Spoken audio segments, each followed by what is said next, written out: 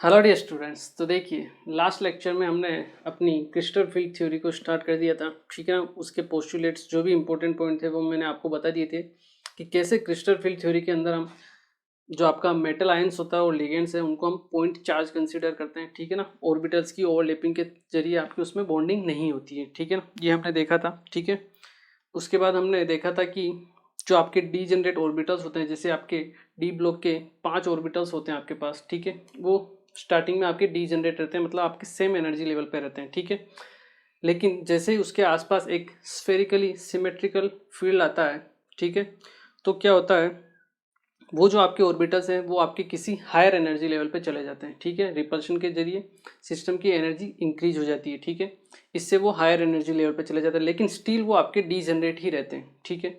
लेकिन जब आपके लिगेंड अप्रोच करता है मेटल की तरफ, ठीक है, जब एक्सटर्नल फील्ड अप्लाई होता है एक ओरिजिनल में, तो क्या होता है, वो जो आपके ऑर्बिटल्स होते हैं वो स्प्लिट हो जाते हैं आपके दो लेवल्स में, ईजी और T2G में, ठीक है। दो आपके एनर्जी लेवल्स में वो डिफ्रेंशिएट हो जाते हैं, ठीक है। उनके जो बीच का जो गैप होता है वो भी हमने देखा था, बेरी सेंटर, उसे हम कैसे कैलकुलेट करते हैं, ठीक है, वो हमने देख लिया था। मतलब उसकी वैल्यू क्या होती है, डेल्टा नोट से उसको रिप्रेजेंट किया जाता है, ठीक है ना।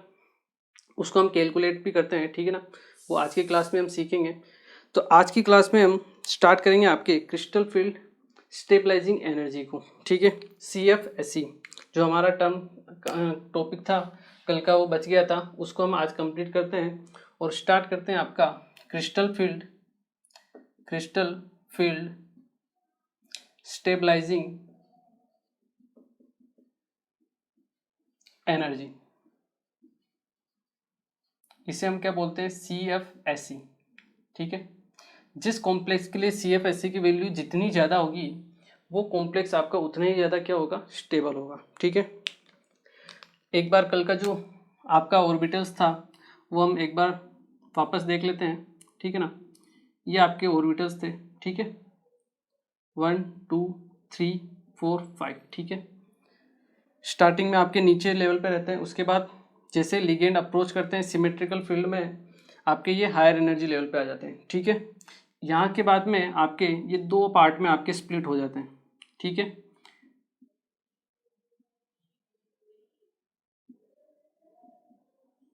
ऊपर आपके दो ऑर्बिटल रहते हैं, ठीक है, जिन्हें हम बोलते हैं EG, ठीक है। ये वो दो ऑर्बिटल रहते हैं जिनकी लोब्स अलोंग दी एक्सिस लाई करती है, ठीक है। कौन कौन से होते हैं आपके, DZ² और DX² - Y²। ये आपके तीन ऑर्बिटल्स रहते हैं, इनको हम बोलते हैं आपका T2G। क्या बोलते हैं, T2G। या फिर आप देखिए, ये रहते हैं आपके DXY, DYZ और DXZ, जिन्हें हम कंबाइन फॉर्म में क्या बोलते हैं, T2G सेट, ठीक है। और ये होता है आपका DZ² और DX² - Y², ठीक है। इसे हम क्या बोलते हैं, EG, ठीक है।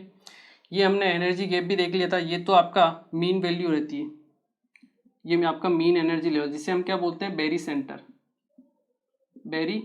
सेंटर, या फिर हम क्या बोलते हैं आपका मीन एनर्जी लेवल,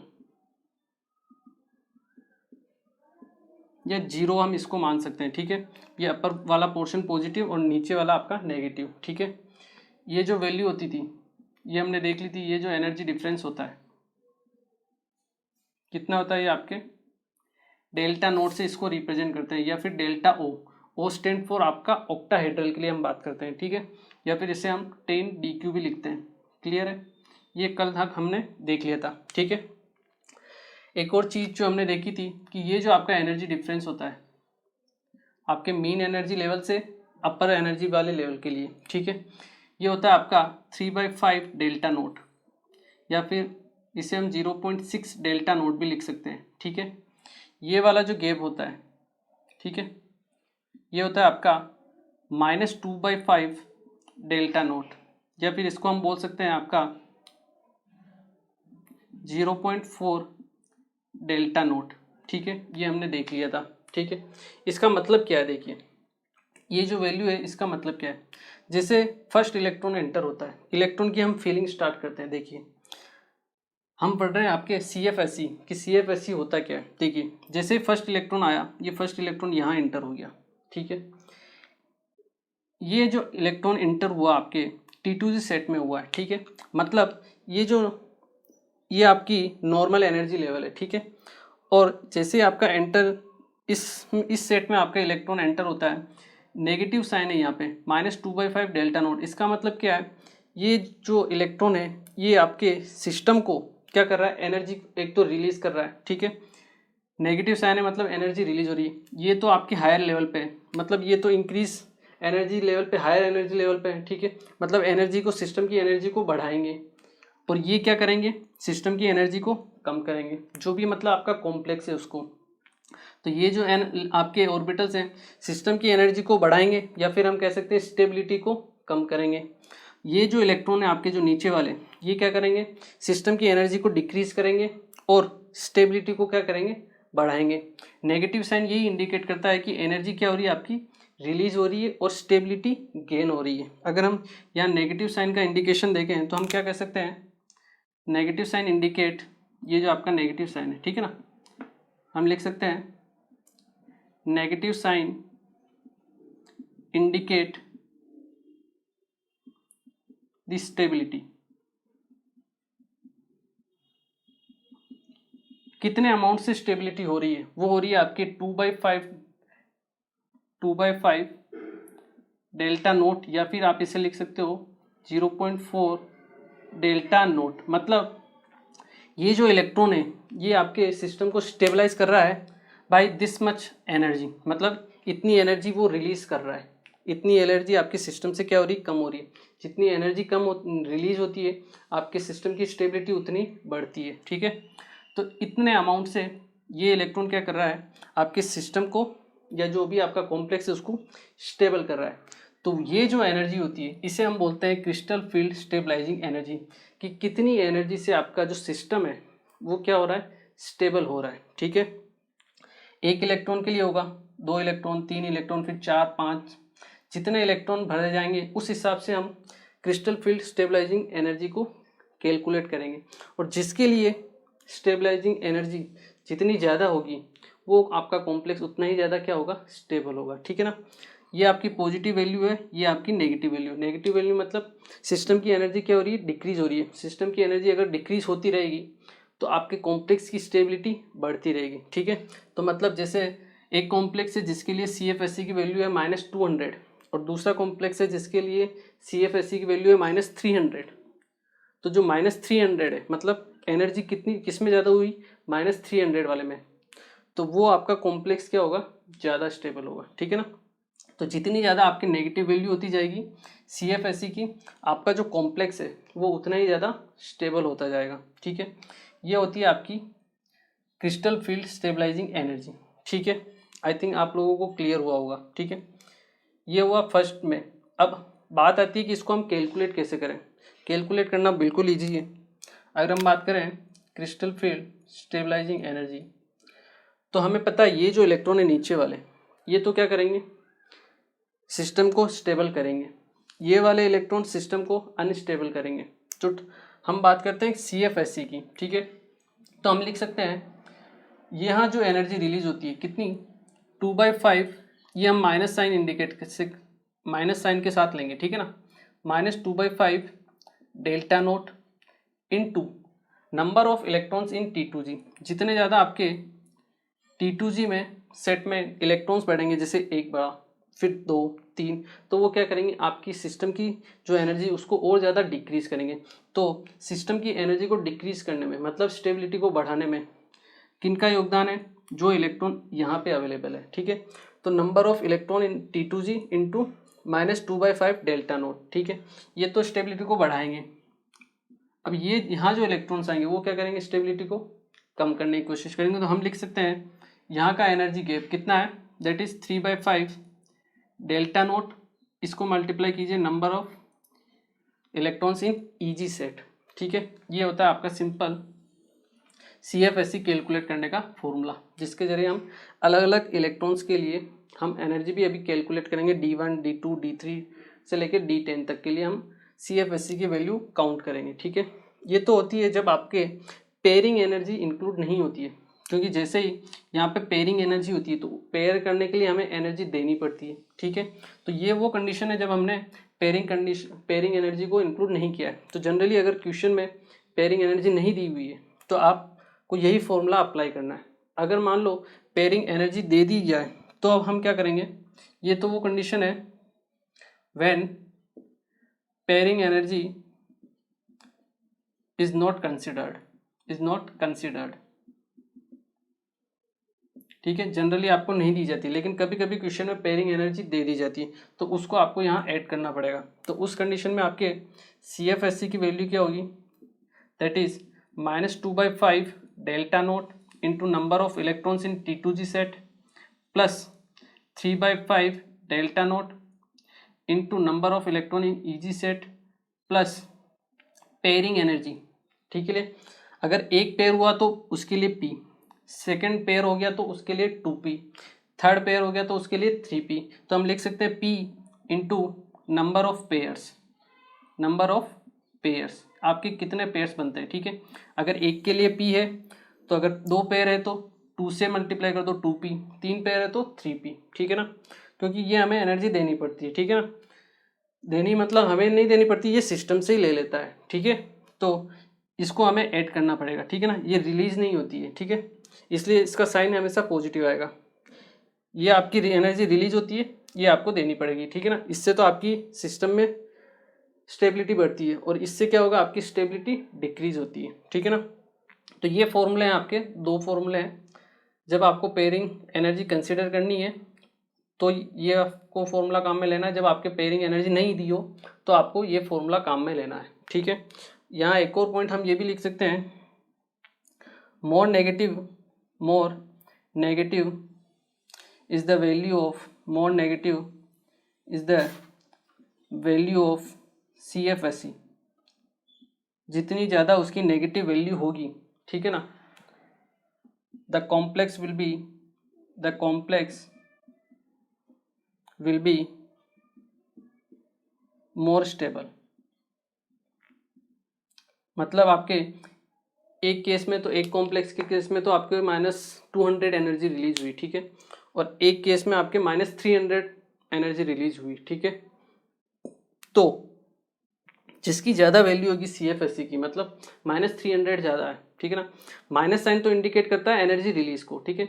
अमाउंट कितना ज़्यादा है, 300, मतलब 300 एनर्जी रिलीज हुई है तो उसकी स्टेबिलिटी क्या होगी, ज़्यादा होगी। मतलब वो जो आपके कॉम्प्लेक्स है उसमें नंबर ऑफ इलेक्ट्रॉन्स ज़्यादा कहाँ पे हैं, आपके नीचे वाले लेवल में, इसलिए आपकी एनर्जी रिलीज ज़्यादा हो रही। तो ये वाले जो कॉम्प्लेक्स हैं आपके ऑर्बिटल्स हैं, ये स्टेबिलिटी को बढ़ाएंगे तो आपका कॉम्प्लेक्स क्या होगा, ज़्यादा स्टेबल होगा, CFSE की वैल्यू उतनी ही ज़्यादा आएगी, ठीक है। ये चीज़ है जो आपको ध्यान रखनी, क्लियर है। ये होती है आपकी क्रिस्टल फील्ड स्टेबलाइजिंग एनर्जी, ठीक है। अब हम एक एक कैलकुलेट करेंगे कि D1 के लिए वैल्यू क्या होगी, D2, D3, D4, 5, 6, 7, 8, 9, 10। उनके लिए जैसे जैसे हम इलेक्ट्रॉन की फीलिंग करते हैं, आपके लिए क्रिस्टल फील्ड स्टेबलाइजिंग एनर्जी की वैल्यू क्या क्या आती है, ठीक है। ये फॉर्मूला है जो अपने को काम में लेना है, ठीक है। क्योंकि पेयरिंग एनर्जी जो होती है आपके एक्सपेरिमेंट के थ्रू हमें पता चलती है, ठीक है ना। इसलिए हम नॉर्मल कंडीशन में आपके CFSE का यही फॉर्मूला काम में लेते हैं, ठीक है, क्लियर है। इसको एक बार आप नोट कर लीजिए, फिर हम पढ़ते हैं आपके D1 से लेकर D10 के लिए CFSE की वैल्यू क्या क्या होगी, ठीक है। एक बार आप इसे नोट कीजिए। ओके, तो स्टार्ट करते हैं अपनी इलेक्ट्रॉन्स की फीलिंग, ठीक है, आपके ऑक्टाहेड्रल कॉम्प्लेक्स में, ठीक है। देखिए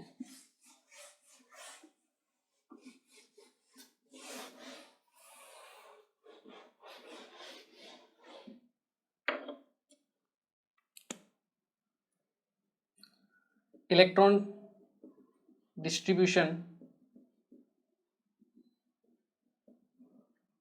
इन octahedral complex, octahedral complex। कैसे हम इलेक्ट्रॉन्स का डिस्ट्रीब्यूशन करते हैं आपके octahedral कॉम्प्लेक्स में, ठीक है ना। इसको हम 2 पार्ट में डिवाइड कर लेते हैं, ठीक है। देखिए फर्स्ट पार्ट में आप लिखोगे नंबर ऑफ d इलेक्ट्रॉन्स,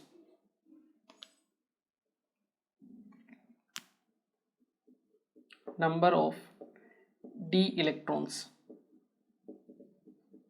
ठीक है। इसके बाद हम देखेंगे आपका अरेंजमेंट, अरेंजमेंट इन वीक फील्ड लिगेंड के केस में क्या होगा, और यहाँ हम फाइंड आउट करेंगे आपके CFSE की वैल्यू क्या आती है। ठीक है, सेम टू सेम हम राइट में भी करेंगे आपका नंबर ऑफ डी इलेक्ट्रॉन्स। ठीक है, उसके बाद अरेंजमेंट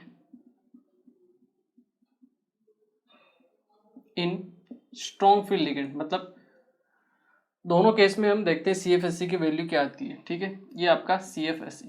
ठीक है, क्लियर है। चलिए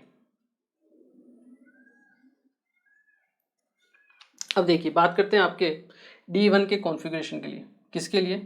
D1 के कॉन्फ़िगरेशन के लिए अगर हम बात करें, अरेंजमेंट कैसा होगा, देखिए ये आपके T2G सेट है और एक आपका EG सेट है। ये आपका लोअर लेवल पे, ये आपका हायर लेवल पे। ठीक है ना, ये सभी के लिए होगा। ठीक है ना, तो मैं आप एक बार सभी के लिए बना देता हूँ। ठीक है ना, ताकि बाद में अपने को क्या करना पड़े, केवल इलेक्ट्रॉन्स की फीलिंग करनी पड़े। T2G EG, ये आपका D3,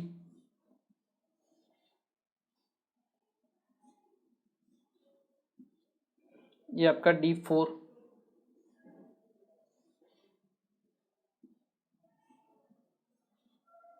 और ये आपका D5।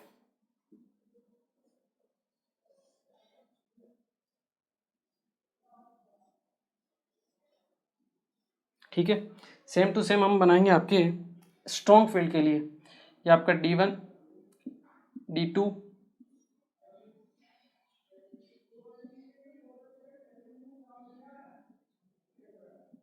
ये आपका D2। ठीक है,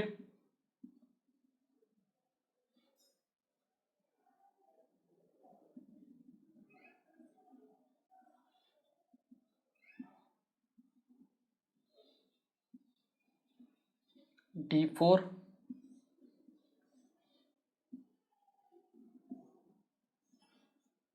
और ये आपका D5। ठीक है,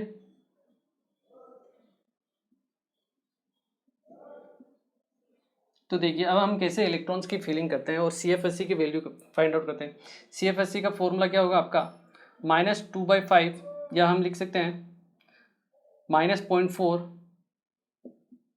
into number of electrons in T2G plus 0.6। ठीक है, 0.6 इंटू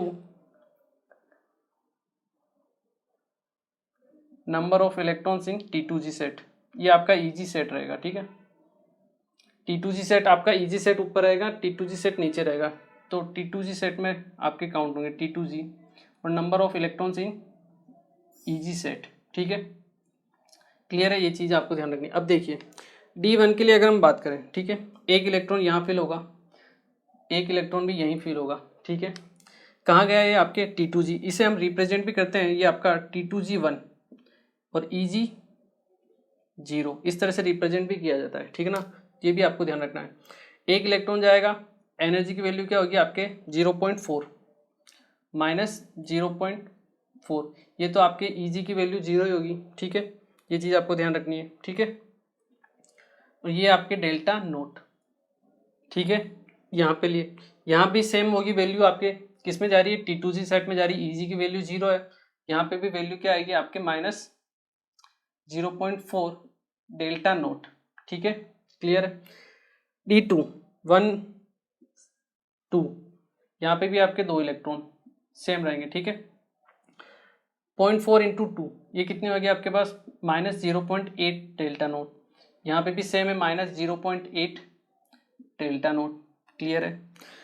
D3 को का अगर हम केस लें तो तीनों में आपके एक एक इलेक्ट्रॉन फिल हो गए, यहाँ पे भी आपके तीनों में एक एक इलेक्ट्रॉन फिल हो गए। ठीक है, तो 0.4 into 3 that is -1.2 delta naught. ठीक है, यहाँ पे भी आपके -1.2 डेल्टा नोट। ठीक है, अब बात आती है आपके फोर्थ में। ठीक है, जैसा कि हमने पहले भी देखा था कि D1 D2 D3 में आपके पेयरिंग नहीं होती है। ठीक है ना, हमने VBT में यूज़ किया था इस चीज़ को। ठीक है ना, कि D1 D2 D3 में पेयरिंग नहीं होती है। ठीक है, हाइब्रिडाइजेशन क्या होता है आपका D2sp3। ठीक है ना, रिकॉल करना चीज़ों को। ठीक है, ये आपका फोर्थ, ये आपका वीक फील्ड लिगेंड, हमने पहले देख लिया कि वीक फील्ड लिगेंड के केस में स्पेयरिंग नहीं होती है, फोर्थ में जाएगा। ठीक है, यहाँ अगर हम एनर्जी की वैल्यू कैलकुलेट करेंगे 0.4 इंटू नंबर ऑफ इलेक्ट्रॉन 3, ये आया आपकी -1.2, ठीक है। 1 इंटू 0.6, ये आपकी 0.6, ठीक है। तो -1.2 प्लस 0.6, वैल्यू आएगी आपके पास -0.6 डेल्टा नोट, ठीक है।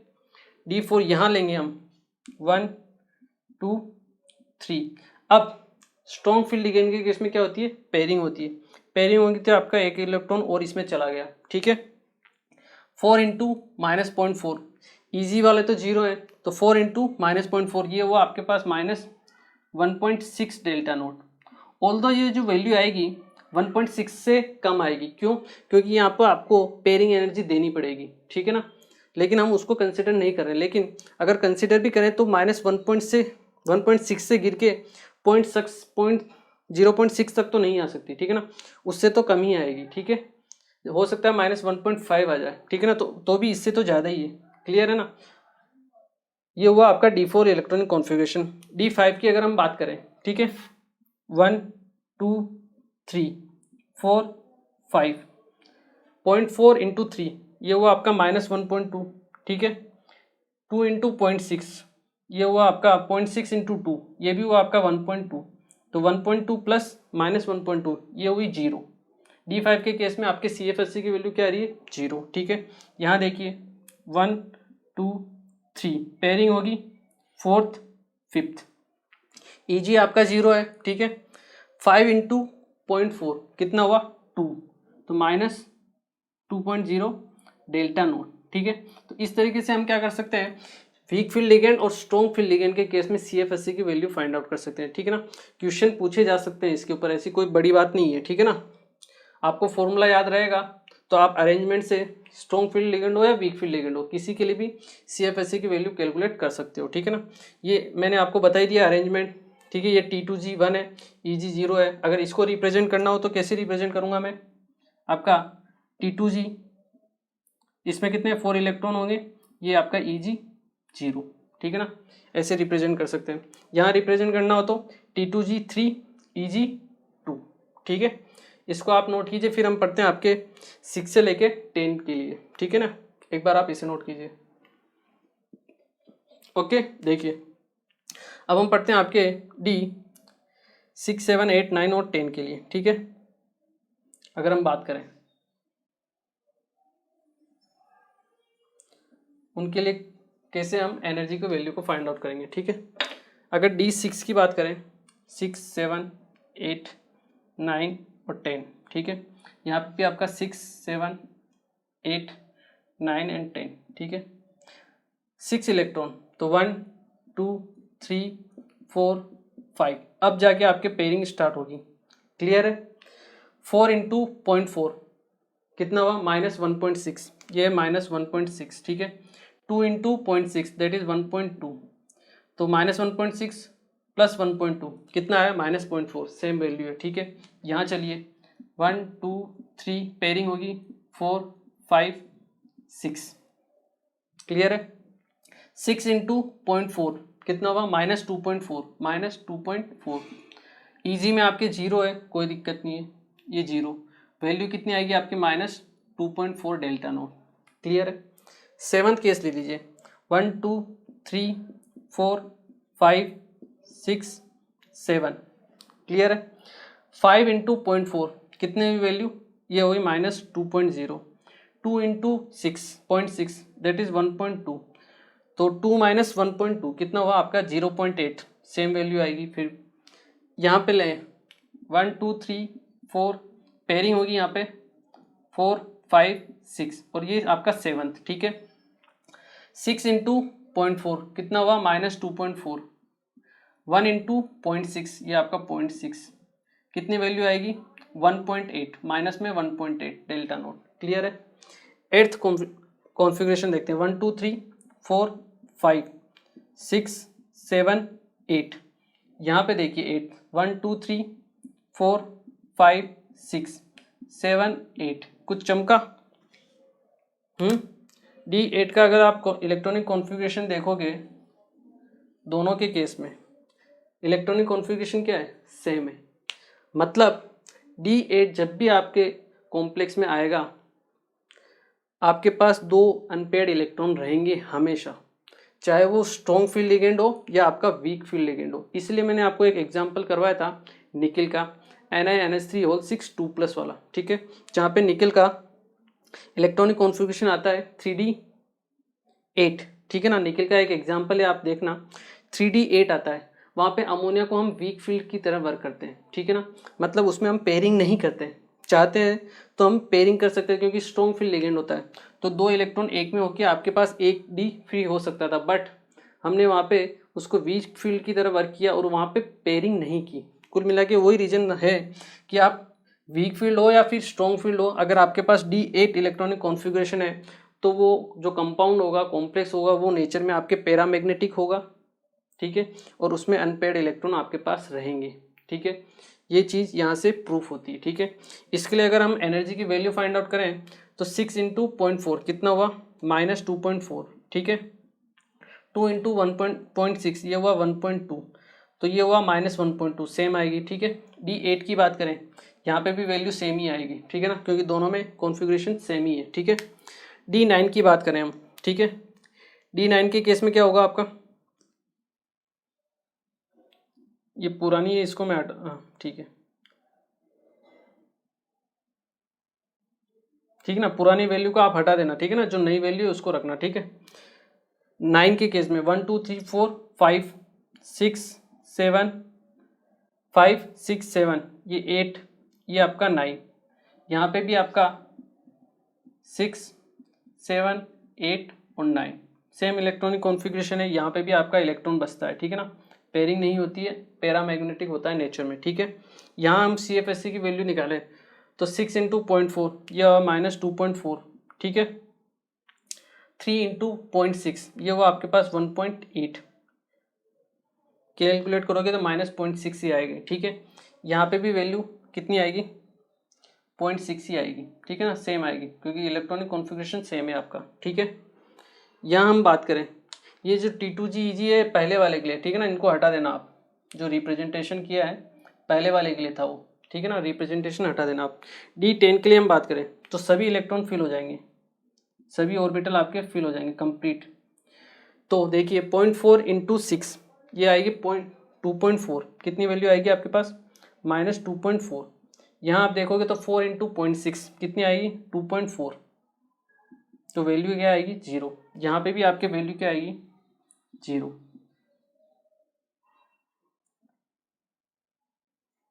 क्लियर है। तो इस तरह से हम अरेंजमेंट करते हैं आपके इलेक्ट्रॉन्स का, जो फीलिंग होती है, चाहे वो वीक फील्ड हो या स्ट्रॉन्ग फील्ड हो, आप CFSE की वैल्यू कैलकुलेट कर सकते हो, ठीक है ना। इंपॉर्टेंट है, जो आपको ध्यान रखनी है, ये फॉर्मूला है, आपको ध्यान रखना है। इसके बाद आपको कोई भी इलेक्ट्रॉनिक कॉन्फ़िगरेशन दे दिया जाए, आपको ध्यान रखना है स्ट्रॉन्ग फील्ड के केस में क्या होगा, वीक फील्ड के केस में क्या होगा। स्ट्रॉन्ग फील्ड है तो पेयरिंग कर दो, ठीक है, T2G और EG में उसको पहले डिवाइड कर दो। उसके बाद ऑक्टाहेड्रल की बात करें हम, स्ट्रॉन्ग फील्ड है T2G और EG में उसको डिवाइड कर दो पहले, ठीक है। उसके बाद जो इलेक्ट्रॉनिक कॉन्फ़िगरेशन है पहले T2G में भरो और पेयरिंग करनी है। स्ट्रॉन्ग फील्ड है तो पेयरिंग करो, उसके बाद आगे मूव करो। वीक फील्ड है तो पेयरिंग नहीं होगी, पहले पूरे भरे जाएंगे पांचों, उसके बाद आपकी पेयरिंग होगी, ठीक है। ये चीज़ आपको ध्यान रखनी, ठीक है। उसके बाद आप किसी भी डी कॉन्फ़िगरेशन में किसी भी इलेक्ट्रॉन का आप क्या निकाल सकते हो, CFSE की वैल्यू फाइंड आउट कर सकते हो, ठीक है। आई होप ये आप लोगों को क्लियर हुआ होगा, ठीक है। ओके, तो ये थी अपनी क्रिस्टल फील्ड थ्योरी, किसमें, जब आपका ऑक्टाहेड्रल फील्ड होता है, ठीक है। अब हम पढ़ेंगे आपकी क्रिस्टल फील्ड थ्योरी, ठीक है, वो पढ़ेंगे हम टेट्राहेड्रल फील्ड के लिए, ठीक है। इसको एक बार आप नोट कर लीजिए, फिर हम उसके बारे में पढ़ते हैं, ठीक है ना। एक बार आप इसे नोट कीजिए। ओके, आई होप ये आप लोगों ने नोट कर लिया होगा। अब हम बात करते हैं आपके स्प्लिटिंग इन टेट्राहेड्रल फील्ड में, ठीक है। देखिए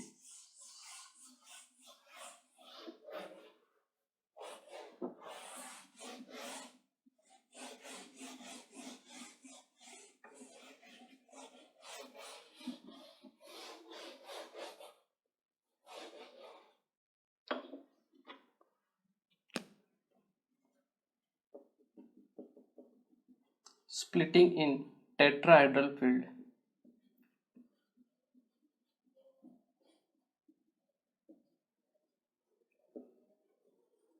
देखिए इसको फिर समझते हैं हम।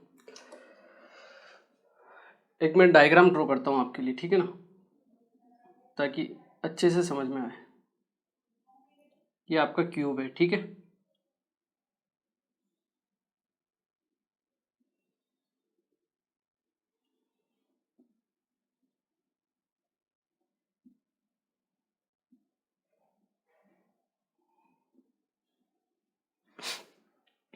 ठीक है, ये आपकी, ये आपका सेंट्रल मेटल है, ठीक है।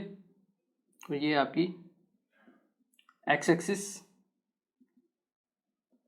ये आपकी वाई एक्सिस, और ये आपकी जेड एक्सिस, ठीक है। सिमिलर आपके यहाँ पे क्या होगी, आपके वाई होगी,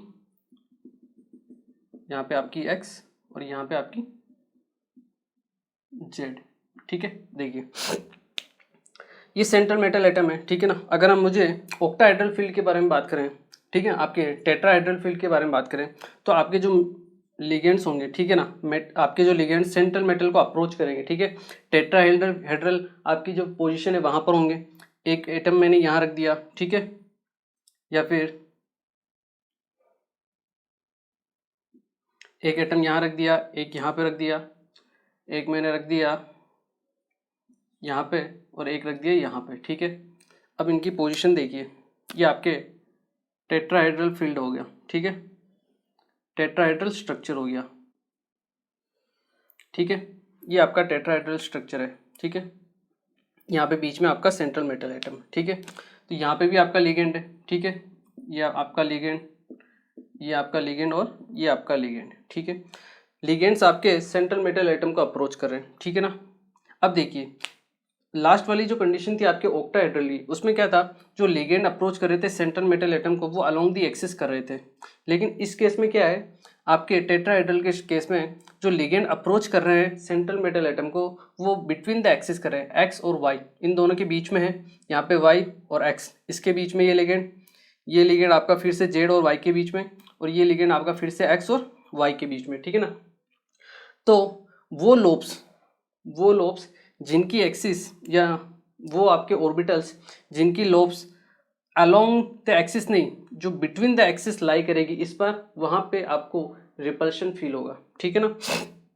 डी में आपने पता था, डी ऑर्बिटल्स में आपके, डी सबशेल में आपके 5 ऑर्बिटल थे, ठीक है ना, D X Y, D Y Z, और आपका डी एक्स जेड, ठीक है।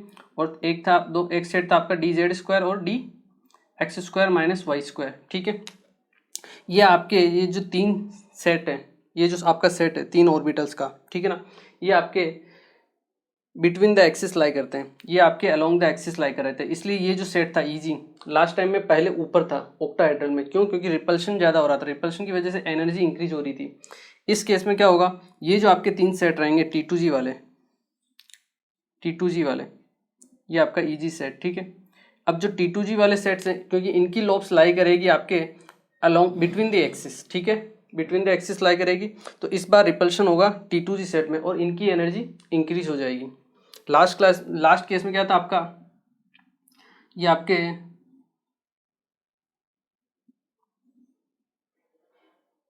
डी आपके ऑर्बिटल्स थे, ठीक है।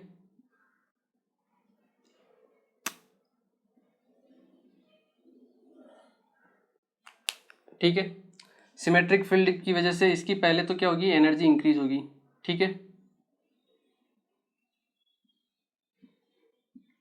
क्लियर है, एनर्जी इंक्रीज होगी सिमेट्रिक फील्ड की वजह से, ये आपका डी ऑर्बिटल्स, ठीक है।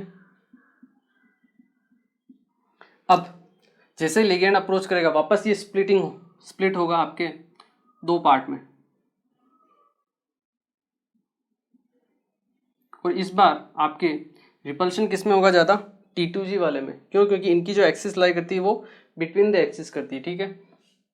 तो आपके जो T2G वाले सेट हैं 3 ऑर्बिटल्स, वो इस बार आपके हायर एनर्जी लेवल पे रहेंगे, और डाउन में आपके रहेंगे आपके EG वाले ऑर्बिटल्स, ठीक है। और ये बीच में आपका मीन एनर्जी लेवल, ठीक है, या इसे हम बोलेंगे बेरी सेंटर, या फिर आपका मीन एनर्जी लेवल, ठीक है। वही सेम जो आपका डिफरेंस होता था, एनर्जी में डिफरेंस, वहाँ पे डेल्टा ओ था, यहाँ पे हम बोलेंगे इसे delta T. T stand for tetrahedral, ठीक है। वहाँ पे क्या था, डेल्टा ओ, ओ मतलब आपका ऑक्टाहेड्रल, ठीक है। ये आपका क्रिस्टल फील्ड स्प्लिटिंग हो गई, ठीक है, क्लियर है। वहाँ पे जो ये एनर्जी डिफरेंस था वहाँ पे अलग था, यहाँ पे अलग रहेगा। वहाँ पे आप देखोगे तो डाउन में आपका 2/5 था, कितना था 2/5, यहाँ पे रहेगा आपका 3/5 डेल्टा नोट, और अप साइड में रहेगा आपका 2/5 डेल्टा टी, ये भी डेल्टा टी रहेगा, ठीक है ना। ये आपका 0.4, इसे हम माइनस पे भी शो करेंगे, ठीक है ना, क्योंकि ये नेगेटिव पार्ट में, ठीक है, वो मैं आपको पहले भी एक्सप्लेन कर चुका हूँ। तो इस टाइप से आपके जब टेट्राहेड्रल फील्ड होगा तब आपकी स्प्लिटिंग होगी, वैल्यू जस्ट रिवर्स हो गई है, ठीक है ना। जहाँ पहले T2G नीचे था ऑक्टाहेड्रल में, वहाँ T2G ऊपर है, और जहाँ EG ऊपर था वहाँ इस बार EG वाला है, वो आपके ऑर्बिटल नीचे की तरफ है, ठीक है। वैल्यू लास्ट में आपके 3/5 ऊपर की तरफ थी, इस बार 3/5 आपके नीचे की तरफ है, ठीक है ना। और एक और चीज़, ये जो डिफरेंस होता है एनर्जी का जो गैप होता है डेल्टा टी, इसकी वैल्यू आपके जो डेल्टा ओ होता है आपके ऑक्टाहेड्रल फील्ड की एनर्जी उससे कम होती है, ठीक है ना। ये चीज़ इंपॉर्टेंट है जो आपको ध्यान रखनी है। द वैल्यू ऑफ, हम लिख सकते हैं the value of delta T, ये हम आगे चल के प्रूफ भी करेंगे, ठीक है ना, इज लेस देन डेल्टा ओ, और डेल्टा टी की जो वैल्यू होती है वो होती है अराउंड 4/9 डेल्टा ओ, ठीक है ना।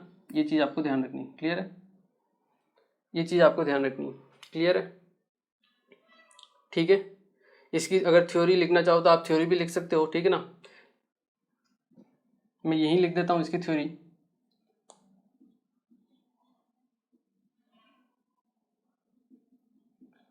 In case of tetrahedral field,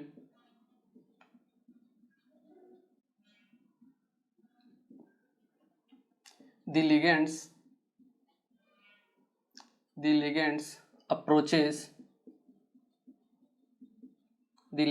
approaches the central metal atom from between the axis, and due to this the orbitals whose lobes lie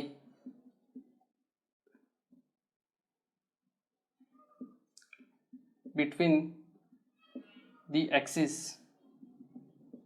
will feel more repulsion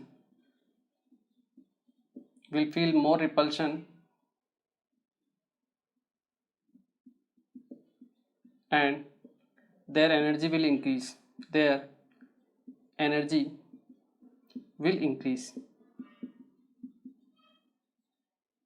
ठीक है ना। तो ये आपकी थ्योरी भी हो गई, ठीक है, जो आपको ध्यान रखनी है, क्लियर है। इसे आप नोट कीजिए, फिर इसी के ऊपर कुछ और बात हम करते हैं, ठीक है ना। एक बार आप इसे नोट कीजिए, ओके। तो आई होप ये आप लोगों ने नोट कर लिया होगा। देखिए आपके टेट्राहेड्रल फील्ड में क्या है, ये जो आपकी एनर्जी गैप है, ठीक है ना, ये क्या होता है, कम होता है, जबकि ऑक्टाहेड्रल में आपके ये जो एनर्जी गैप होता है वो क्या होता है, ज़्यादा होता है, ठीक है ना। ये चीज़ इंपॉर्टेंट चीज़ है जो आपको ध्यान रखनी है, ठीक है ना। क्योंकि इससे होगा क्या, इससे क्या फ़र्क पड़ेगा कि अगर मान लो आपको 4 इलेक्ट्रॉन फिलअप करना है, ठीक है ना, तो आप या तो यहाँ पे फिलअप कर सकते हो या फिर दोनों की पेयरिंग यहाँ पे कर सकते हो, लेकिन यहाँ पे एनर्जी गैप जो होता है वो डिफरेंस कम होता है, इसलिए इलेक्ट्रॉन प्रेफर कहाँ करता है, ऊपर हायर एनर्जी लेवल पे वो चला जाता है, क्योंकि ये जो एनर्जी गैप है कम होता है, इसलिए यहाँ पे टेट्राहेड्रल फील्ड में आपके जो पेयरिंग होती है, पेयरिंग नहीं होती है, ठीक है ना। आपके एक एक इलेक्ट्रॉन हर एक ऑर्बिटल में फिलअप होते हैं, जैसे आपके ऑक्टाहेड्रल फील्ड में हो रहा था कि वीक फील्ड लिगेंड के लिए अलग और स्ट्रॉन्ग फील्ड लिगेंड के लिए अलग हो रही थी, ठीक है ना, जो हम फिलअप कर रहे थे इलेक्ट्रॉन्स। यहाँ ऐसा कुछ भी नहीं है, टेट्राहेड्रल कॉम्प्लेक्स में ये जो स्प्लिटिंग एनर्जी होती है, ठीक है ना, ये क्या होती है, कम होती है। मैं आपको बता चुका हूँ the value of splitting energy, ये क्या है आपकी डेल्टा टी आपकी स्प्लिटिंग एनर्जी है, ठीक है। इसकी वैल्यू होती है कम, इसलिए इलेक्ट्रॉन प्रेफर क्या करता है कि वो ऊपर वाले T2G ऑर्बिटल्स में एंट्री ले लेता है, ठीक है ना। क्योंकि अगर पेयर होगा तो आपको पेयरिंग एनर्जी देनी पड़ेगी, ठीक है ना। तो पेयरिंग एनर्जी जो होती है वो ज़्यादा होती है, ठीक है, क्योंकि आपकी स्प्लिटिंग एनर्जी कम है तो पेयरिंग हो नहीं पाएगी, ठीक है ना। इसलिए इलेक्ट्रॉन कहाँ जाएगा, ऊपर जाएगा, ठीक है ना। ये इंपॉर्टेंट चीज़ है जो आपको ध्यान रखनी है, ठीक है। इसे आप नोट करके लिख भी सकते हो। इन case of tetrahedral field, in case of tetrahedral field, the splitting energy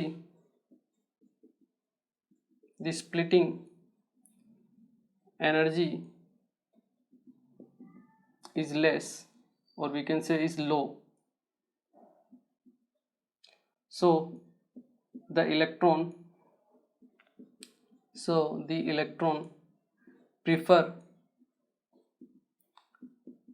to fill in T2G orbitals.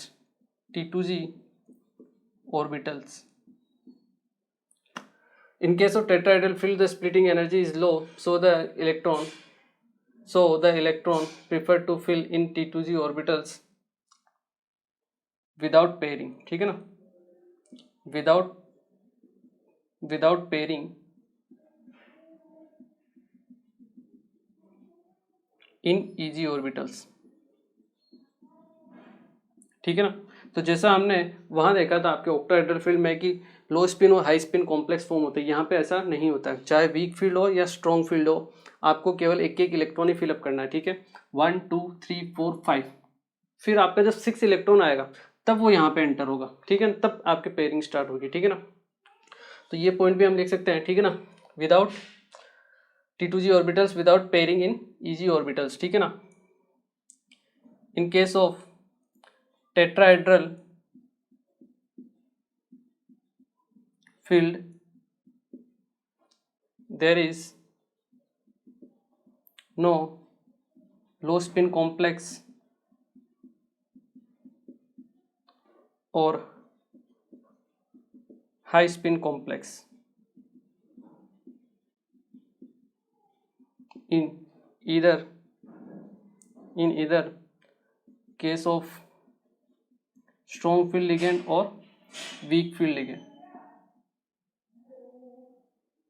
Okay. तो देखिए ये होती है आपकी स्प्लिटिंग किसमें, टेट्राहेड्रल फील्ड के केस में, ठीक है। अब हम पढ़ते हैं आपके स्प्लिटिंग एनर्जी, ठीक है ना, crystal field stabilization energy CFSE, ठीक है ना। इसके लिए भी हम कैलकुलेट कर लेते हैं, एक बार आप इसे नोट कर लीजिए, ओके। देखिए अब हम बात करें आपके क्रिस्टल फील्ड स्टेबलाइजिंग एनर्जी की, अगर हम बात करें CFSE, ठीक है, जैसे हमने आपके ऑक्टाहेड्रल के लिए फाइंड आउट की थी वैसे ही हम आपके टेट्राहेड्रल के लिए भी फाइंड आउट करेंगे, ठीक है ना। तो crystal field stabilizing energy CFSE, ठीक है। देखिए क्या फॉर्मूला होगा आपका CFSE का, नंबर ऑफ इलेक्ट्रॉन्स, ये तो आपको क्या करेंगे, डीस्टेबलाइज करेंगे, ठीक है ना, स्टेबिलिटी को कम करेंगे। 2/5 into delta T into number of electrons in T2G set, ठीक है, प्लस ये आपके -3/5 into delta T into number of electrons in EG set, ठीक है। इस फॉर्मूले से हम क्या कर सकेंगे, आपके CFSE की वैल्यू फाइंड आउट करेंगे, ठीक है। चलिए ट्राई करते हैं और फाइंड आउट करते हैं, ठीक है ना। यहाँ पे अपने को दोनों अलग अलग कैलकुलेट नहीं करनी, जैसे हमने ऑक्टाहेड्रल के केस में किया था कि वीक फील्ड के केस में अलग और स्ट्रॉन्ग फील्ड के केस में अलग, वैसा नहीं होगा यहाँ पे, ठीक है ना। ये जो एनर्जी गैप होता है इस कम होता है इस केस में, ठीक है ना, इसलिए आपके पेयरिंग नहीं होती, चाहे वीक फील्ड हो या स्ट्रॉन्ग फील्ड हो, कोई पेयरिंग नहीं होगी, एक एक इलेक्ट्रॉन फिलअप किया जाएगा, ठीक है। D1 अगर हम बात करें, D1 इलेक्ट्रॉनिक कॉन्फ़िगरेशन EG पहले, ठीक है, और उसके बाद आपका T2G, ठीक है। अगर हम बात करें आपके CFSE की वैल्यू की, आई होप ये आपने नोट कर लिया होगा, ठीक है ना। अगर हम बात करें आपके D1 के लिए, कहाँ इलेक्ट्रॉन जाएगा, EG में पहले जाएगा, ठीक है। T2G की वैल्यू 0, तो पॉइंट ये है 3/5 मतलब 0.6, ठीक है। तो CFSC की वैल्यू कितनी आएगी आपके पास 0.6 डेल्टा टी, क्लियर है। ये आपका 1 इलेक्ट्रॉन, ठीक है। D2 की हम बात करें, D2 में भी आपके 2 इलेक्ट्रॉन फिलअप हो जाएंगे, ठीक है, ईजी में, और ये T2G आपका खाली रहेगा। तो 2 इंटू 0.6 ये कितना आएगा -1.2 डेल्टा टी, ठीक है। D3 की हम बात करें तो पेयरिंग तो होने वाली है नहीं, ठीक है, तो 1 2 एंड 3, ठीक है। अब ईजी T2G में आपके 1 इलेक्ट्रॉन चला गया, ठीक है, तो ये है 0.4 और ये है आपका 2 इंटू 0.6 दैट इज -1.2, तो कितना आएगा नेट वैल्यू 0.08 डेल्टा टी, ठीक है। D5 के लिए हम बात करें, D4 के लिए हम बात करें,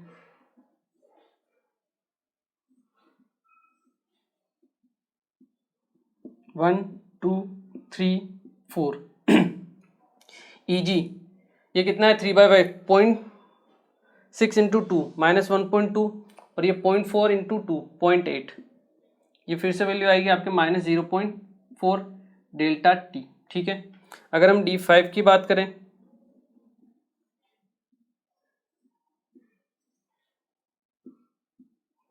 1 2 3 4 5 2 इंटू 0.6 ये हुआ -1.2 और 3 इंटू 0.4 ये हुआ 1.2, नेट वैल्यू आपकी कितनी आ रही है 0 आ रही है, ठीक है, क्लियर है। देखिए अब हम बात करें आपके D6 से लेके D10 तक के लिए। D6 के लिए हम फाइंड आउट करते हैं D6, ठीक है, ये आपका EG सेट और ये आपका T2G सेट, 1 2 3 4 5 यहाँ पे आपके पेयरिंग होना स्टार्ट हो गए। तो EG में आपके कितने हैं 3 इंटू 0.6 -1.8 और 3 इंटू 0.4 ये हुआ 1.2, ठीक है, तो नेट वैल्यू है 0.6 डेल्टा टी, क्लियर है। D7 की हम बात करें,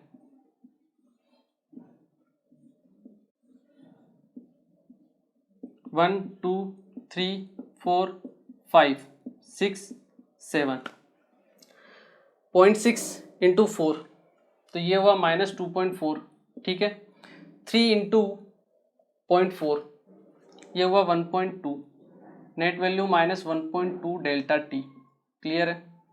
D8 वो है आपका EG, ये आपका T2G, 1 2 3 4 5 6 7 8, क्लियर है। तो 4 इंटू 0.6 ये हुआ -2.4, 4 इंटू 0.4 ये हुआ 1.6, नेट वैल्यू 0.8 डेल्टा टी, ठीक है। D9 सेम आपका EG और ये आपका T2G, ठीक है, 1 2 3 4 5 6 7 8 9 ये हुआ -2.4, ये हुआ 5 इंटू आपका T2G, 5 इंटू 0.4 ये हुआ 2, नेट वैल्यू -0.4 डेल्टा टी, ठीक है। D10 के लिए अगर हम बात करेंगे तो D10 में वैल्यू क्या आएगी आपकी 0, 5 6 7 8 9 10 वैल्यू क्या आएगी 0, ठीक है ना। तो इस टाइप से हम क्या कर सकते हैं आपके क्रिस्टल फील्ड स्टेबलाइजिंग एनर्जी इनकी वैल्यू निकाल सकते हैं, किसके लिए आपके टेट्राहेड्रल फील्ड के लिए, ठीक है ना। एक बार आप इसे भी नोट कीजिए।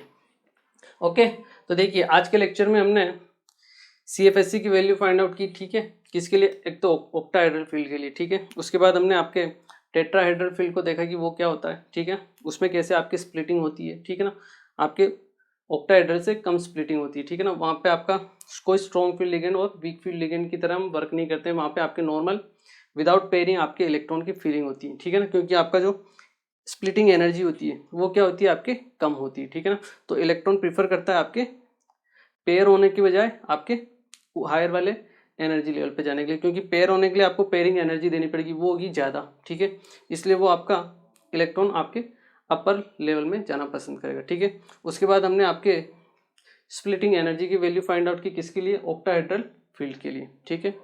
तो आज के लेक्चर को हम यही फिनिश करेंगे और नेक्स्ट लेक्चर में हम पढ़ेंगे आपके जो स्क्वायर प्लेनर होता है, ठीक है ना, उसमें क्या हम कैसे स्प्लिटिंग करते हैं ये, ठीक है, उसकी वैल्यू उसके बारे में हम बात करेंगे, CFSC की वैल्यू, ठीक है ना। तो मिलते हैं फिर next lecture. Thank you very much.